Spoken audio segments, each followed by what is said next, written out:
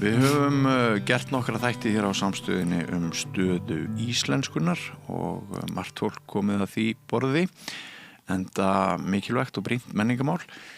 Nú mikill áhugi og umræða hvort Íslendingar eigi halda áfram viðræðum aðild að ESB og hvort við að ganga í ESB. Og þannig í menningarlegu tilliti að mörg að hyggja, þetta ekki bara efnahagsmál og það allt saman. Og hann Eiríkur Rögnvaldsson, íslensku maður, hefur verið að tjá sig stöðu íslenskunar í tengslum við aðild að ESB og hann hefur einnig legið undir ámæli sýnist mér hjá Snorra Másinni það hvort skoðun hans pólitísk eða ekki og ég hóaði Eirík og hann kominn hér á rauða borðinu. Vertu velkominn Eiríkur. Takk. Ef ég skil málið rétt þá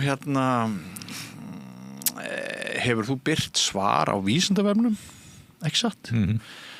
Það hvaða áhrif yrðu á stöðu íslenskunar ef þið gangi í ESB, það rétt skilið? Já, það rétt, en það kannski rétt að taka fram að þetta ég skrifaði upphaflega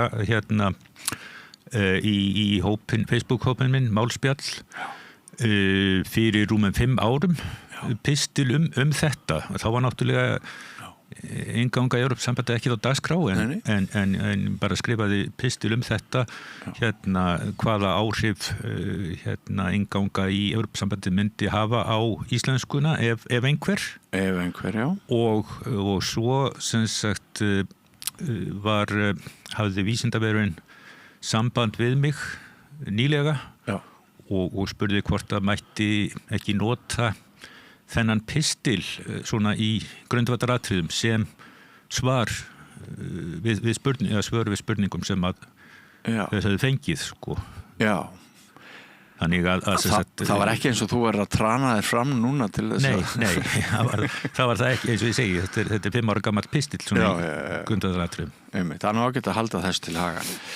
Ef að afgreiða sko þessa gagnrýni frá Snorra eða hvernig gefur í skyn að þú sért pólitískt að rugla almenning? Já, það kannski ekki mikið með það að segja, fólk verður bara að meta það náttúrulega. En það náttúrulega svo sem alvarlega ásökun þegar maður skrifar eitthvað sem fræðimaður að fá á sig ásökun það að það byggist á pólitík og svo sem ekki fyrsta skipt sem Snorri Málsson hefur sakað mig óheiðarleik í tengslum við umræðu útlendingamál. Nei. En ég bara sem sagt vísa því algjörlega á bug að ég hafi sem sagt síðan skrifað þetta út frá einhverju pólitík. Já, og fyrir þá sem ekki vita alveg hvað við erum að tala en þá koma ókunnir að þessu borði og þessari umræðu þá sem sagt hyggur Snorri að af því að þú viljir að Ísland gangi í ESB þá drægir þú upp rósrauðari mynd af stöðu íslenskunar með aðild. Já, hann bara verður að eiga það við sig, þá verður hver að bljúga eins og henni fyrir öðu, sko, en það eina sem að mér sýndist geta verið málefnalegt í því sem hann var að skrifa, það var það að hann gerir athugasemd við það að ég skuli ekki minnast á það í sambandi við, sko, að því að spurningin var ekki bara Evrópusambandið heldur hvaða áhrif Evrópska efnahagssvæðið eða þáttaka Evrópska efnahagssvæðinu hefði haft á íslenska tungu. Já. Og hann sem sagt bendir á sem að vitnar í viðtal við mig og það sem ég skrifaði nýlega að það mætti búast við að innan fára áratugar helmingur fólks á vinnumarkaði af erlendum uppruna og og vill greinilega, þó hann segir það ekki berum orðum, vill rekja það allt saman til samningsins Evrópska efnahagssvæðið og frjálsflæðis vinnuafls. Sko, það bara ómögulegt að gera það vegna þess að fyrsta lagi þá nú meir en fjórðungur af þeim erlendu ríkisborgurum sem býr á Íslandi utan Evrópska efnahagssvæðisins. og sko í öðru lagi þá byggist þetta þá á því að hérna ef að samningurinn með Evrópska efnahagssvæðið hefði ekki verið gerður þá hefði Ísland nánast verið lokað hérna sem eiginlega frálegt að ímynda sér vegna þess að hérna við höfðum ekki haft möguleika á að fá inn vinnuafl sko okkur vantar fólk og þá hefði hérna ekki orðið hér hagvöxtur, það hefði orðið fólksfækkun hérna ferðaþjónustan hefði bara ekki gengið þannig að hérna þetta svona eins og bara velta fyrir sér sko hvað hefði gerst ef við hefðum lokað á internetið eða eitthvað svoleiðis. Þetta bara eitthvað sem ekki hægt að ræða í þessu samhengi. Já, og þú svona aðeins gast þess að stefna Miðflokksins í útlendingamálum náttúrulega sumpart að mínum að þetta ansi ófrýnileg og það hafa orðið einhverjar skærur og rimmur þarna það. Já, það þarf að hafa þetta samhengi held ég í huga. En þú sem sagt rekur það Eiríkur og segir eitt af því sem skiptir máli við mat á því hvort Ísland eigi að ganga í Evrópusambandið staða íslenskunnar. Þú rekur að Evrópusambandið hafi frá upphafi lagt áherslu á að virða þjóðtungur sambandsríkjanna og hlúa að þeim og þú nefnir fé sem rennur í þróunar og uppbyggingar verkefni er allt sem bendir til þess að Ísland myndi njóta góðs af? Sko það ekkert sem bendir til annars en að íslenska yrði, ef að Ísland gengi í sambandi þá yrði íslenska eitt af opinberum málum þess. Það hefur allatíð verið þannig að hérna sem sagt opinber mál ríkis sem gengur í sambandið verður sjálfkrafa að einu opinberum tungumálum Evrópusambandsins. Það var að vísu hérna í upphafi með írskuna þegar Írar gengu inn 1973 held ég að það hafi verið, mjög snemma. Þá lögðu þeir ekki áherslu á það að írska, sem náttúrulega algjört minnihluttamál á Írlandi, að hún yrði jafnsett öðrum málum. Hún var, sko, samningurinn hérna, var þýddur á írsku, skilst mér, en írska var ekki svona nothæf í samskiptum innan Evrópusambandsins. Svo skiptuðu skoðun og óskuðu eftir því að írska yrði gerðað opinberu máli jafnsett öðrum opinberum málum og það var byrjað á því held í 2007 eða eitthvað svoleiðis og þetta var talsett ferli því það þurfti að sem sagt mennta fólk til þess að sinna þýðingum og túlkun og það þurfti að þýða alls konar gögn og svo framvegis þannig að þessu lauk sko 2022-2023 þannig að núna írska algjörlega sko jafnsett öðrum hérna opinberum málum og hérna og þetta náttúrulega sko það hafa verið umræður einhvern tímann þegar sko útþensla Evrópusambandsins var sem mest þegar hérna mestur straumur var þar inn þá var einhver umræðu það sko hvort þetta væri nú gengi nú að hafa öll þessi opinberu mál og svo framvegis en það varð samt ofan á og ég sé engar líkur til þess að það breytist vegna þess að þetta náttúrulega mikið hagsmunamál fyrir smáþjóðirnar og þetta líka sko skiptir bara miklu máli sem sagt fyrir Evrópusambandi til þess að hérna fá fólk með sér sko ef ætti eitthvað að fara að hrófla við þessu ef ætti að fara að segja já við getum ekki haft hérna svona mörg opinber mál og við nú hættum við að hafa til dæmis Eystrasaltsmálin, Norðurlandamálin eitthvað svoleiðis sem opinber mál það myndi aldeilis sko heyrast rama kvein þar og ég held að það sé algjörlega óraunhæft að það gerist og óraunhæft að stefnunni verði breytt hvað þetta varðar. Mitt. Þannig að þeir sem álykta kannski á þess að hafa kynnt sér þessi mál ekkert óeðlilega finnst mér að ensk áhrif yrðu hér meiri með inngöngu í ESB. Enska jú tungan sem við notum í megin dráttum í samskiptum við Evrópuþjóðir ekki satt. Já. þeir sem álykta þannig þeir hafi ekki endilega rétt fyrir sér eða bara beinleinis rangt fyrir sér. Já, það náttúrulega sko það sem við aðtum sko hvað fylgir því, hvað það hefur í för með sér að íslenska yrði opinbert mál Evrópusambandsins. Þá þýðir það að öll gögn öll lög og samþykktir og samningar og hvað það væri frá Evrópusambandinu, þetta yrði þýtt á íslensku. Talsvert af því svo sem þýtt nú þegar vegna Evrópska efnahagssvæðisins en þarna myndi heilmikið bætast við. En svo kemur það líka að það þýðir að íslenska yrði vinnumál, sem sagt Íslendingar gætu, við gætum skrifað Evrópusambandinu og stofnunum þess á íslensku. Það bara þannig? Já, og ættum kröfu að fá svar tilbaka á íslensku. Já. Og sem sagt íslenskir fulltrúar til dæmis á Evrópuþinginu þeir gætu talað íslensku og fengið túlkun og á öllum fundum þá væri hægt að nota íslensku.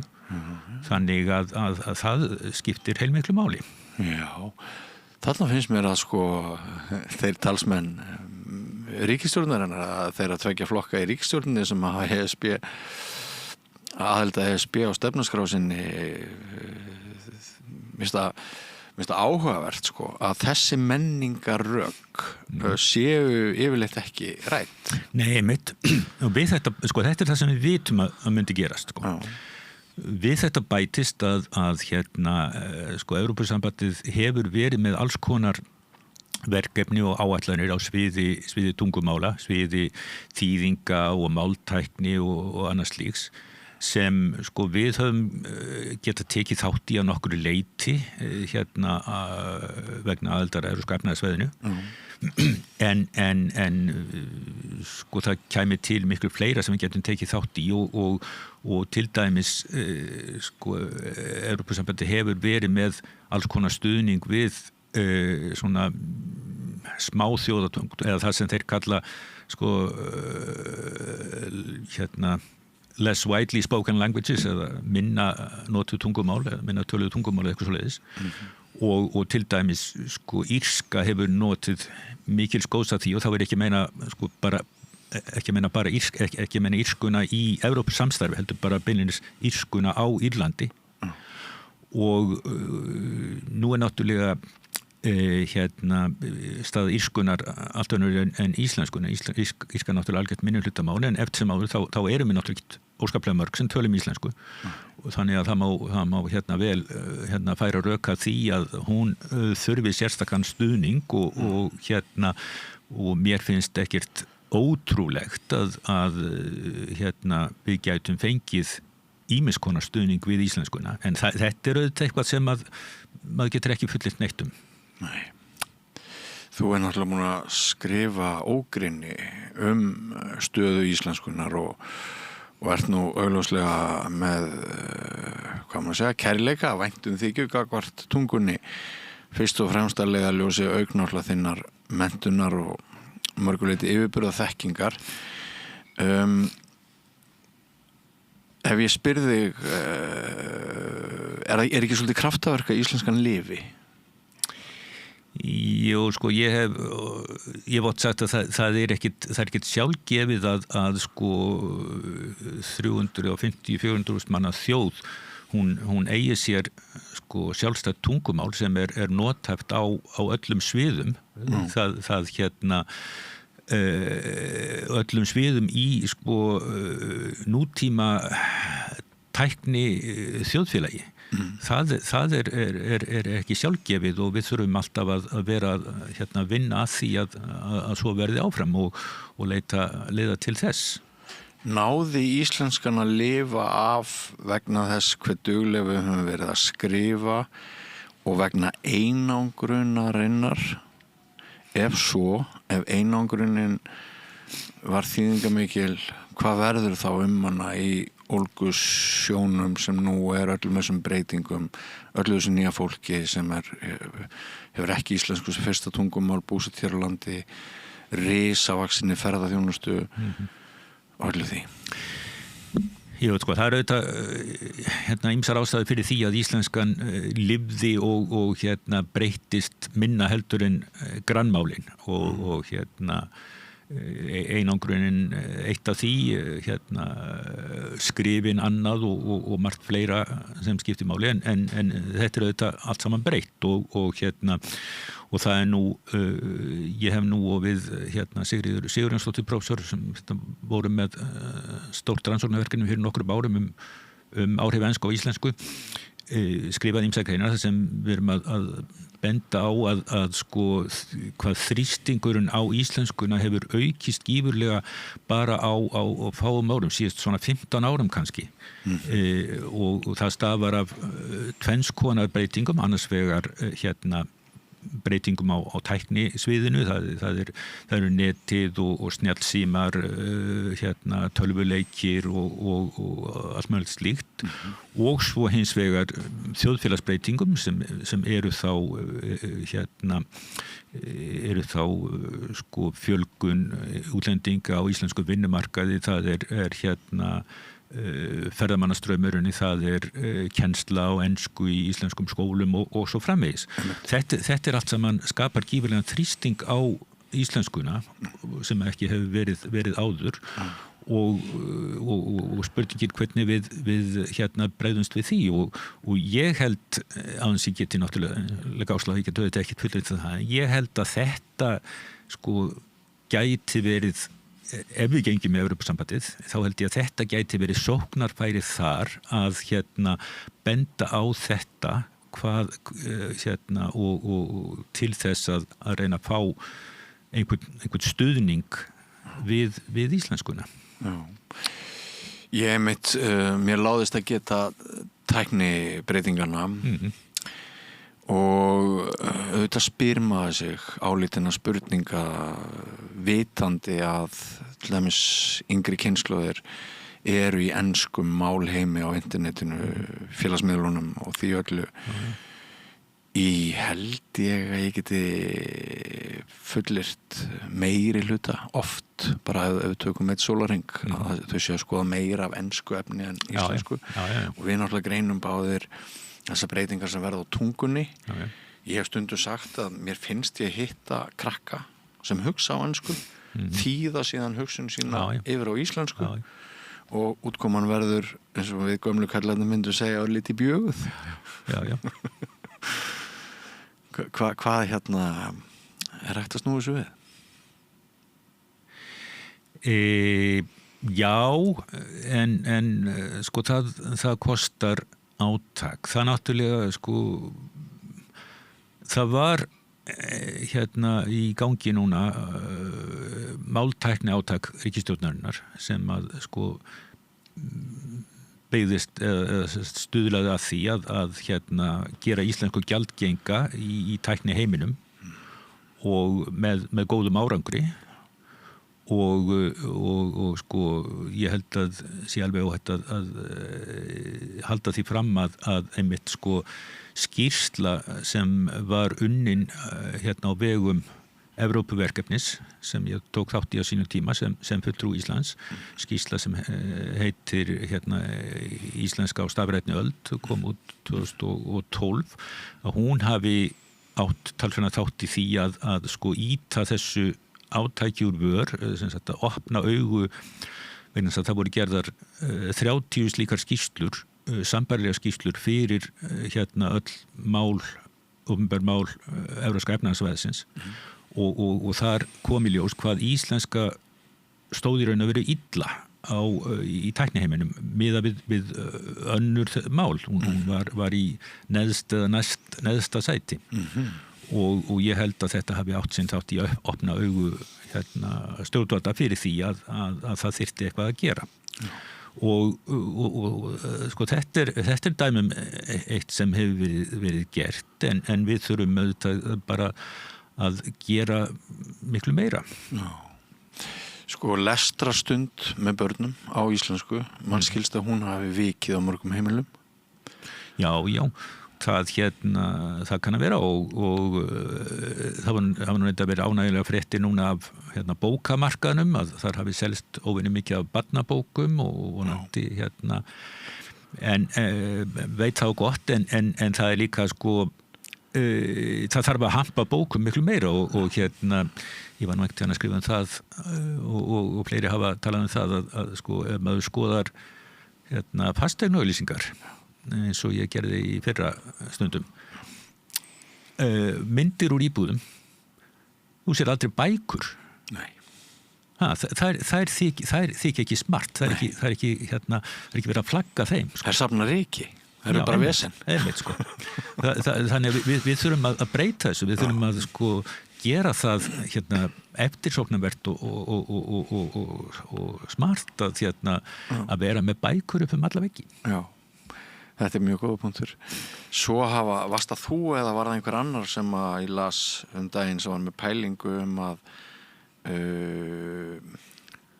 í gamla daga þá lærðum við línulega varst það þú? Ég var að skrifa það, já Sem varst að skrifa þetta? Já Og nefndu þetta aðeins? Já, sem sagt að ég var bara að rifja upp að þegar ég var í háskólanum fyrir nærri 50 árum þá satt maður á lesstofu og að læra og vildi hafa algjöra þögn í kringu sig og svona leit á illu auga sem voru með einhverja truflun eða ræskja sig að hósta eða eitthvað svoleiðis en svo þegar ég kem núna vestur í háskólatorg eða eitthvað það sem að stúdentar eru þá sitja þau saman við svona hringborð eins og hér með tölvu fyrir fram að sig og ótal glugga opna og með eitthvað í eirónum og svo þau með síma og svo þau að tala saman og svo framvegis sko. og þá reyðastu fyrir mig það sem að sá ágæti maður Rögnvaldur heitinn Ólafsson, dósent sagði við mig fyrir líklega 15 árum eða svo sko, að fólk núna lærði sem sagt öðruvís en áður að við lærðum línulega sem sagt við bara tókum bók og lásum hana frá upphaf til enda og svo tókum við næstu bók þetta er auðvitað einföldun en svona í grundvallaratriðum var þetta einhvern veginn svona núna sko þegar fólk er að læra þá lærir það þá sko færða áreiti úr öllum áttum í sko hljóði og mynd og texta og það sko verður sjálft einhvern veginn að púsla þessu saman byggja upp úr þessu einhvern strúktúr, einhvern svona þekkingargrunn sem það getur síðan unnið áfram með og kannski gengur þá gætlega, ég skal ekkert fullur það þetta er öðruvísi heldur en það var áður ég er ekki að segja að sé verra og sjálfsagt er það betra á ýmsan hátt sjálfsagt vorum við sko, sem maður lærðum svona línulega sjálfsagt vorum við kannski fastari í einhverju hugsun sem annað fólk hafi hugsað fyrir okkur en þetta skiptir máli Já, og kannski það sko að þurfa að leggja töluvert á sig til þess að ná dýpri skilningi ég hef nú hreinlega spurt í umræðum stöðu íslenskunar við þetta borð sko hvort þeir sem semja kennsluefni ættu að koma á móts við þessar breytingar hjá unga fólkinu, tengdar tækninni hér hafa verið sérfræðingar sem halda þeir fram að tauga frumur okkar hafa breyst tengt áreitinu og það má þá spyrja sig sko, er geta okkar, hefur hún breyst, verður að aðlaga kennsluefni að nýjum heimi eða er einmitt mikilvægara en nokkru sinni að skólarnir, hvort sem við erum að tala um íslensku nám eða annað, að skólarnir haldi kúrs og við eflum áfram þennan hæfileika í námi að þú þurfir að einbeita þér og fara djúpt. Ég held að þetta geti alveg farið saman og verða að fara saman sko. Ég held að sko mér finnst sko alveg augljóst að einhvern kennsluefni sem var gott og gilt fyrir 30, 40, 50 árum það getur ekki verið gott og gilt lengur af ýmsum ástæðum, bæði sem sagt þjóðfélagið hefur breyst svo gífurlega og tæknin og sem sagt bara hvernig við lærum. En þeir sem kenna latínu eða grísku, þeir myndu kannski anda við þessari skoðun? Ja. Jú, sko, en latínu og gríska nú kannski dálítið sérstakt dæmi, sko. Það, ég held að maður geti ekki dregið almennar ályktanir af því og það náttúrulega hvort þeir svo örlítill hluti nemenda sem sko lærir latínu og grísku. Það sem við þurfum náttúrulega að hafa í huga líka og mér finnst oft gleymast að sko þessi breyting að sko þegar ég var í gagnfræðaskóla eins og hét þá 1970 fór í landspróf þá var ekki nema brot af hverjum árgangi sem hélt áfram í framhaldsskóla. Það var ekki nema lítill hluti sem fór í landspróf og ekki allir náðu því sem tóku það og sumum var beinlínis sko meinað að fara í landspróf af því að skólarnir vildi geta sýnt góðan árangur og svona. Og menntaskólar voru elítuskólar heim á skjótinni. Já, þeir voru það og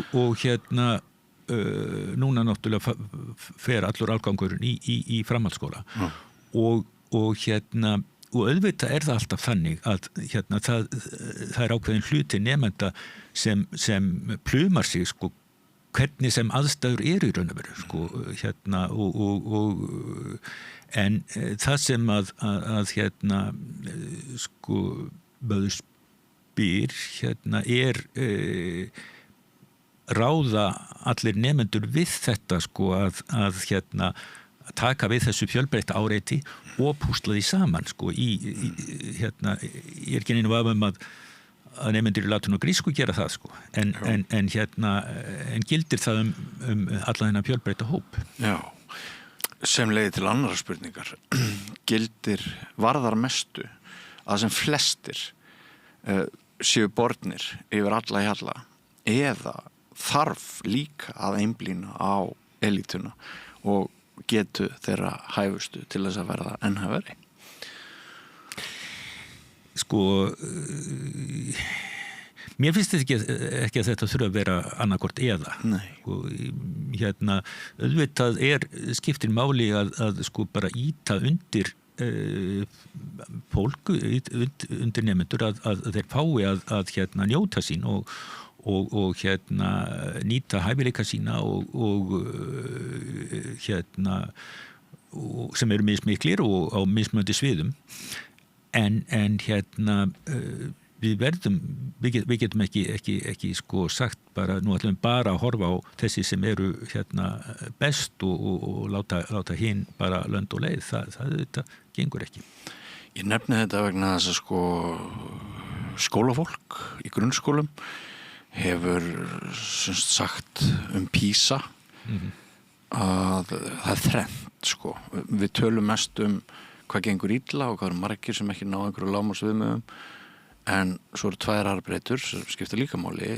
Við erum líka víst með óvinnu fáa sem skara fram úr með aðra þjóðir og svo er samkenndin sem hefur ekki mælst á pari við nágranna þjóðir. Þannig að sko mér skaman að velta þessu fyrir mér. Já, einmitt sko. Það er margt í þessu og það er náttúrulega einmitt ekki gott mál ef að samkenndin minnkar. Það er vont fyrir þjóðfélagið. Já, og við þurfum líka úrvalsnemendur náttúrulega. Já. Og auðvitað skiptir máli að þeim sé ekki þeir fái að glíma við einhver verkefni við sitt hæfi og þeim sé ekki haldið niðri. Það er alveg klárt en ég meina sko það er náttúrulega oft talað í þessu sambandi skóla án aðgreiningar og svona sko það er og sko ég held að það hefur bara ég meina mér finnst skóla án aðgreiningar það er eitthvað sem við eigum að stefna að en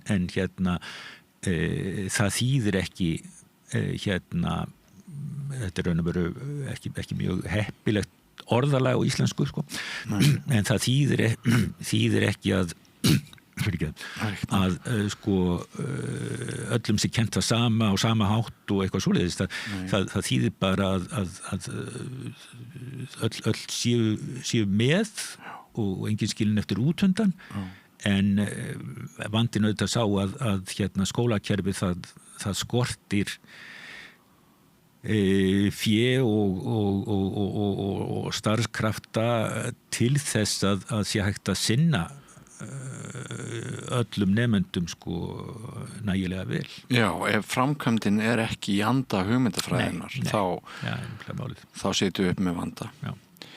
En skildi ég þið rétt að við ættum bæði kannski hvað var það kennsluefnið og stöðu íslenskunar, hluti af íslenskunni, við höfum litið þannig á að hluti af íslenskunámi þegar kemur að hærri námstigum, til dæmis í framhaldsskólum, mörg okkar hafa litið þannig á að þá sé tímabært fyrir ungmennin að lesa þungar, oft flóknar bækur. Það var náttúrulega mokkinn var að skrifa flestir skólar og eru hættir að kenna Laxness og svona. Já. Er þetta sem sagt bæði það að við þurfum eða ættum að hafa í huga breytingar á kennsluefni en líka varðveita þessa hugsun hve mikilvægt að þræla þeim í gegnum þetta línulega sem þú varst að nefna á bókasafninu forðum og reyna að koma þeim út úr því að vera alltaf að flakka á milli í kjarnan?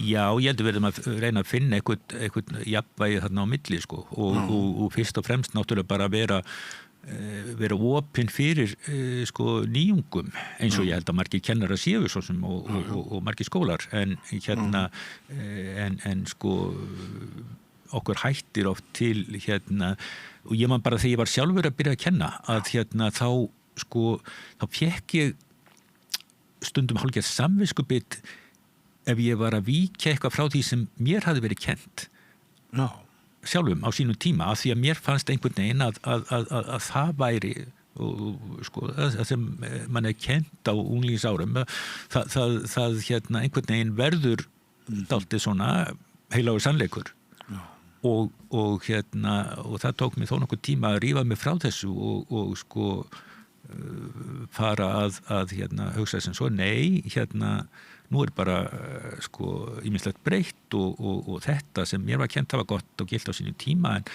en það kannski bara á ekki við lengur. Nei.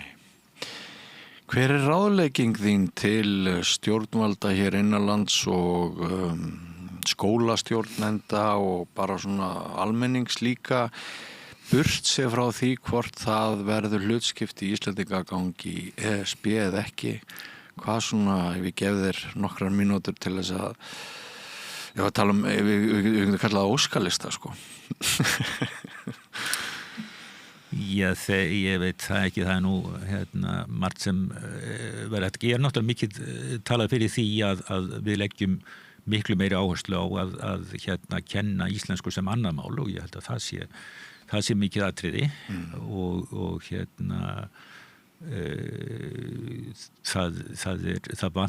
til þess vantar margt, það vantar fleiri námskeið, það vantar menntaða kennara, það vantar heppilegt kennsluefni og svo framvegis og það þarf að gera miklu meiri í því og ég held að sé hægt að gera miklu meira sko án þess að það kosti einhver ósköp, ég held að sé hægt að gera miklu meira því að kenna sko íslensku á vinnustöðum, svona kenna grundvallar orðaforða í því starfi sem fólk í og svo framvegis. Nú, þetta eitt og svo náttúrulega þetta að ýta sem mest undir lestur barna og unglinga og svo sem allra. Ég hef nú stundum sagt að sko það besta sem væri hægt að gera fyrir íslenskuna það væri stytting vinnutímans. Þannig að foreldrar hefðu meiri tíma með börnum sínum. Svona að því tilskildu þá að þeim tíma væri varið virkilega í það að tala við börnin og lesa fyrir þau svo framvegis en ekki sko þannig að foreldrarnir væri í sínu snjallsímum og börnin í sínum sko. Ég held að sko það alveg ljóst að börnin eru alast mjög mikið upp í ensku málaumhverfi og hvernig ætlum við að breyta því? Það, sko, það talað fólk með alls konar, sko, það við talað að banna, snjallsíma banna í skólum og eitthvað svona, það hefur náttúrulega bara takmörkuð áhrif og ef einhver og við þurfum ekki ætlum að fara að sko taka símana af börnunum eða slökkva á netinu heima hjá okkur eða eitthvað svoleiðis. Við þurfum að gera þetta einhvern veginn þannig að það sé ekki, snúist ekki boð og bönn. Við þurfum að gera, sko, við þurfum að það sem við þurfum að gera er að kaffæra börnin í íslensku, einhvern veginn. Já. Og þannig að gera hana töff og spennandi. Já, og nákvæmlega hvernig við gerum það er ekkert einfalt mál en sko þetta er náttúrulega sem sagt á ábyrgð fullorðna fólksins að halda íslenskunni sem mest að börnum. Svo er auðvitað hugsanlegt að fólki finnist það einfaldlega ekki þessi virði og það er auðvitað það er auðvitað til þær raddir sem segja við eigum bara að taka upp ensku og ég hef nú stundum sagt þessa sögu kannski sagði ég hana þegar ég talaði við þig í haust að hvernig þetta var á Írlandi á 19. öld þar sem að sko írskan var meirihlutamál en hrundi á fáum áratugum og ástæðan fyrir því hún hrundi var svo að foreldrar hætta að ala börnin sín upp á írsku með írsku sem fyrsta mál af því að þau vildu að ættu sér betri framtíðamöguleika.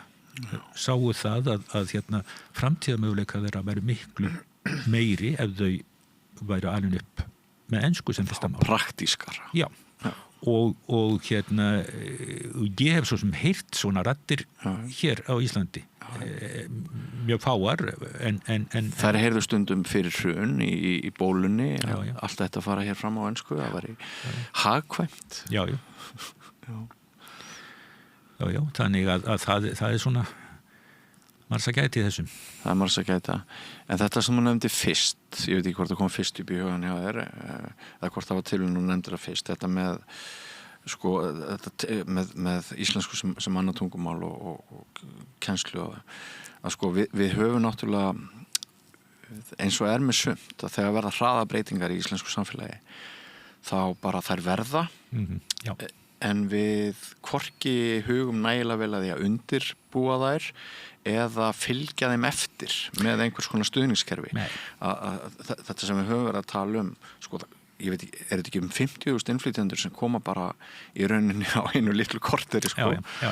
Og við bara höfum sofið á verðinu. Við látum alltaf taka okkur í bólinu, það er bara þannig. Og kannski að einhverju leyti skiljanlegt þessu tilvík, þetta náttúrulega gerist svo snöggt en það sem að sko okkur skortir er einhver stefna í þessu, stefna móttöku fólks frá útlöndum og svona.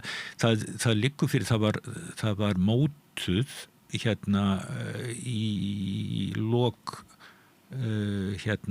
tíma síðustu ríkisstjórnar þá var hjá Guðmundi Inga Guðbrandsssyni það var mótuð stefna í útlendingamálum sem að lá fyrir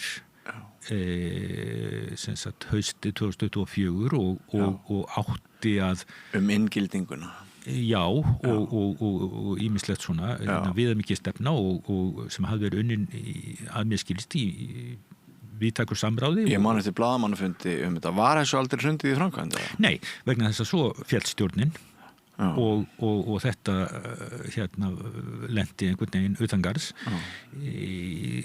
Sko síðast þegar ég gáði þá var þetta á þingmálaskrá ríkisstjórnarinnar að það ætti að leggja fram tillögu þetta í mars. Ég veit ekki hvort það var það kom ekki fram sko hvort að það þessi sama tillaga eða búið að endurskoða það eitthvað en ég hef ekki séð að þetta hafi verið lagt fram en þetta allavega, það allavega mikilvægt að það verði mótuð einhver svona stefna en sko þetta með að kenna íslensku sem mannamál, þetta mikilvægt af svo mörgum ástæðum sko, auðvitað vegna íslenskunar en ekki síður sko bara vegna samfélagsins og vegna lýðræðisins í landinu að sko það var nú rætt það daginn, ég skrifaði nú pislaði þetta eitthvað umræðu enskunotkun á sveitarstjórnarfundi á Vopnafirði eða einhvers staðar sko sem það liggur ljóst fyrir að samkvæmt lögum það óheimilt það á íslenska mál stjórnsýslunar en þetta leiðir samt til þess að sko við þurfum að hugsa okkar gang hvernig ætlum við að virkilega að sko varðveita lýðræðið þegar við erum komið með sveitarfélög þar sem meiri hluti íbúa hefur ekki íslensku á móðurmáli. Það ertu að hugsa tungumáli sem valdatæki? Já. Og ekki bara sem valdatæki, heldur líka bara tungumálið sem sko mannréttindamál eða semst það að sko ef við erum með sveitarfélög þar sem að nú kannski bara eitt það sem að fólk af erlendum uppruna í meiri hluta. Já, Vík. En mjög hátt hlutfall sumstaðar annar staðar og hvernig ætlum við að taka á því máli sko eitthvað þessu fólki að þetta kann íslensku en alveg örugglega ekki allt og hvernig ætlum við að taka á því máli ef að það fólk sem sagt í praxís ekki kjörgengt af því það kann ekki íslensku erum við þá ekki að taka af því einhver lýðræðisleg réttindi og erum við þá ekki að segja sko þessi stór hluti íbúa hann ásýr í raun og veru hann hefur ekki möguleika á að eiga neina fulltrúa í stjórn sveitarfélagsins sko, ég ekki að segja að ég hafa einhverja lausn á þessu ég hef bara benda og þetta eitthvað sem við þurfum að taka á annars gleðnum við í sundur. Já. Eitt bara í blálógin ykkur, tími okkar á þrótum. Það ekki algjör lágkúra og til skammar að þegar maður fyrir til útlanda, maður flýgur heim, maður kemur í leifstöð og öll skilti og allar upplýsingar þar á ensku og það eins og sért komin inn í eitthvað Disneyland. Jú, það þetta og búið að tala þetta lengi og stjórn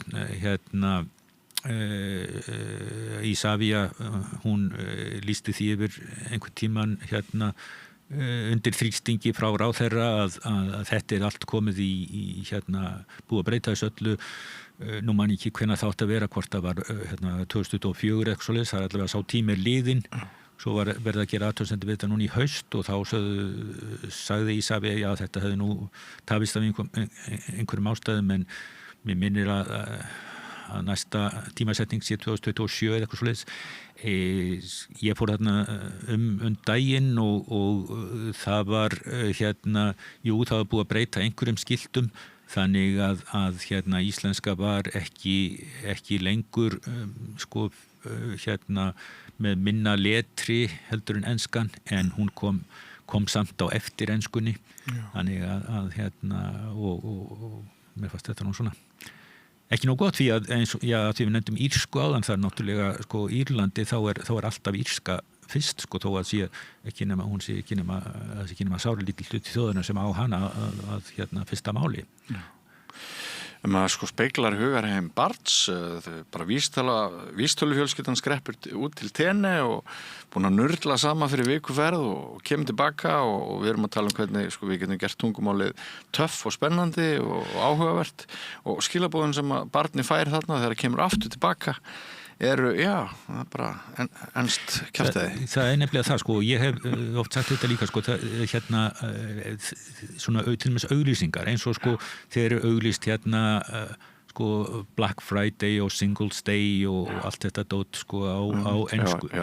Sko svona hlutir verða ekki til þess að drepa íslenskuna beinlínis. Er ekki Þóra Eldjárn sem sagði hér í þætti að það ætti bara sko Ríkisútvarpið sem leyfir sér að vera með auglýsingar þetta, þá bara að taka það á bein sko. Já, en þetta drepur ekki íslenskuna, einstaklega auglýsingar eða eitthvað svolítið, eða skilt á ensku. En það sem það gerir hins vegar, það að hafa án sem við gerum okkur grein fyrir því, það hefur áhrif á viðhorf okkar. Og viðhorf ungu kynslóðarinnar. Við sjáum, það ekki verið að flagga þessu tungumáli. Nei. Og það hefur, getur haft miklu meiri áhrif heldur en við gerum okkur grein fyrir fljótu bræði. Heldur betur. Eiríkur, það líður allt og langt á milli funda okkar. Ég vil endilega fá þig oftar hér Rauðaborðinu. Kæri þakki fyrir spjallið í dag. Takk sömuleiðis. Og áframgöngu við göttuna, kæri hlustendur og áhorfendur, nýr kafli eftir andartak. Frjáls fjölmiðlun á í vök að verjast, allstaðar, ekki bara á Íslandi. Peningavaldið og sterku hagsmunaöflin eiga greiðan aðgang að stjórnvaldi og fjölmiðlum og eiga jafnvel sína eigin fjölmiðla. Þess vegna samstöðin svo mikilvæg. Hér pláss fyrir allar raddir, málin eru krufin til mergjar og samtölin eru stór og innihaldsrík. Samstöðin mikilvægt lýðræðistæki. Ég heiti Kristín Helga Gunnarsdóttir og ég styð samstöðina.